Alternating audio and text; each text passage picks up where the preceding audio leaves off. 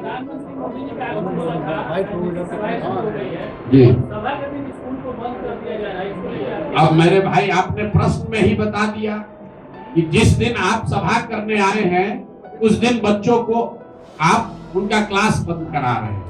देखिए मैं अभी कुछ दिनों से बता रहा हूं, जितने आप लोग पढ़े लिखे समझदार लोग हैं बिहार में, आप जरा देखिए कि मोदी जी देश के प्रधानमंत्री हैं, वो गुजरात के भी प्रधानमंत्री हैं और वो बिहार के भी प्रधानमंत्री हैं।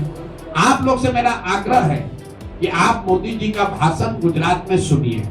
गुजरात में मोदी जी जाते हैं तो वो बताते हैं कि जब 75 साल का गुजरात होगा तो वो कैसा दिखेगा, वहां शिक्षा कैसी होगी, वहां उद्योग कैसा होगा, वहां कृषि कैसी होगी। इसकी प्लानिंग, इसकी योजना अभी से बननी चाहिए।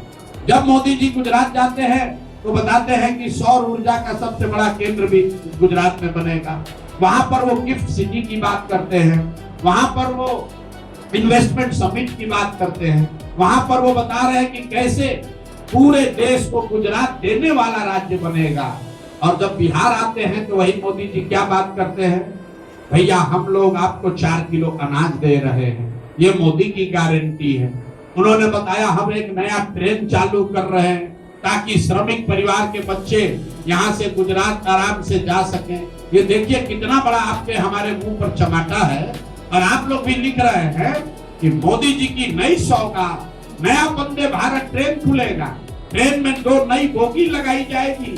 अरे बाप रे, मतलब आप समझिए मोदी जी आपके मुंह पर कह रहे हैं कि तुम्हारे बच्चे कभी बिहार में फैक्ट्री नौकरी रोजगार नहीं करेंगे, वो जीवन भर यहाँ से ट्रेन में जानवरों की तरह बैठकर गुजरात जाएंगे नौकरी करने।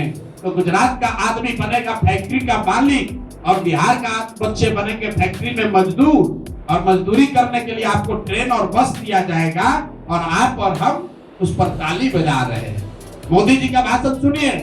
उन्होंने कहा रेल मंत्री ने बहुत बड़ी घोषणा की है। आप सोचिएगा क्या घोषणा हो रहा है।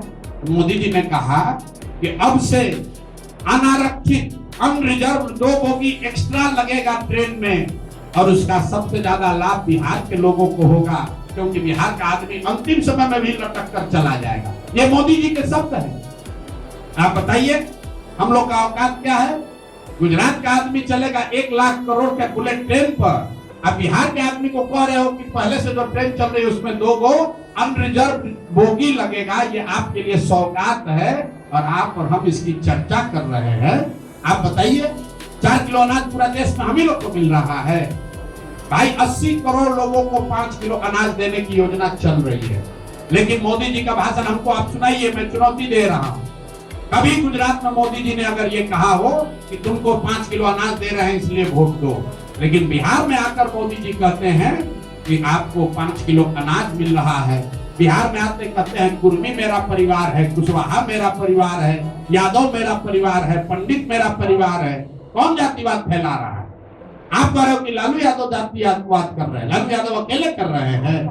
आप भी तो आकर आप जाके देखिए काराकाट में मोदी जी का भाषण क्या बता रहे। हमने डाला है फेसबुक पर कि मेरा पासवान समाज है, मेरा तेली समाज है, मेरा कुशवाहा समाज है, मेरा पंडित समाज मेरा परिवार है।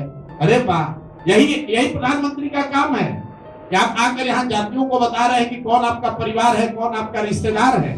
अरे भाई बिहार ये भी तो बताओ कि बिहार के लोगों को अपने बच्चों को पढ़ाने की सुविधा कब मिलेगी। कुछ बीजेपी का समर्थक कहता है कि शिक्षा राज्य की जिम्मेवारी है। अगर शिक्षा राज्य की जिम्मेवारी है तो मोदी जी गुजरात में जाकर क्यों ये बात कह रहे हैं कि कैसे हम लोग 5G इनेबल्ड स्कूल बना रहे हैं।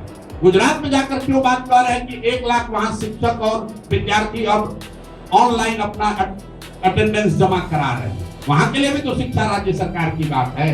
ये गलती मोदी जी की नहीं है, ये गलती चंपारण के लोगों की है, बिहार के लोगों की है, आपकी और हमारी है। हम लोगों ने अपना भाव इतना गिरा लिया है कि कोई नेता आता है कहता है 4 किलो अनाज दे रहे हैं, हम लोग उसी पर वोट दिए जा रहे हैं। इसीलिए ये दुर्दशा है।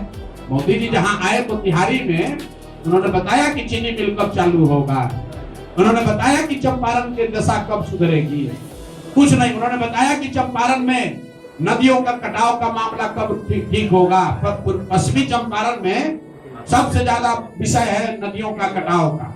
गंडक के वजह से कितने गांव, कितने पंचायत डूबे हुए हैं, हर साल डूबते हैं, बाढ़ आता है, नदियां गांव का गांव बहा कर लेकर चली जाती है। आप चलिए, लोग कहता है यहाँ जात का राजनीति होता है।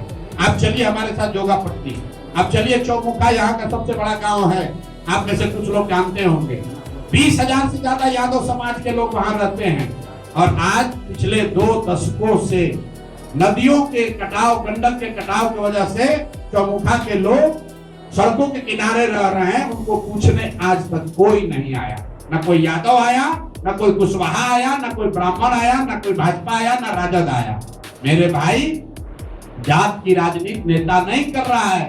जात में आप और हम उलझे हैं, नेता तो अपनी राजनीति कर रहा है, अपने बच्चों की राजनीति कर रहा है। इसीलिए जन सुराज कह रहा है कि मेरे भाई एक बार अपने बच्चों की चिंता करो, नहीं करोगे तो इन्हीं दलों के लड़ाई में लड़ के मर जाओगे। तुम्हारे बच्चों को भी मजदूरी करनी पड़ेगी, बिहार को का सुधार नहीं होगा। यही बात हम लोग सबको बता रहे हैं।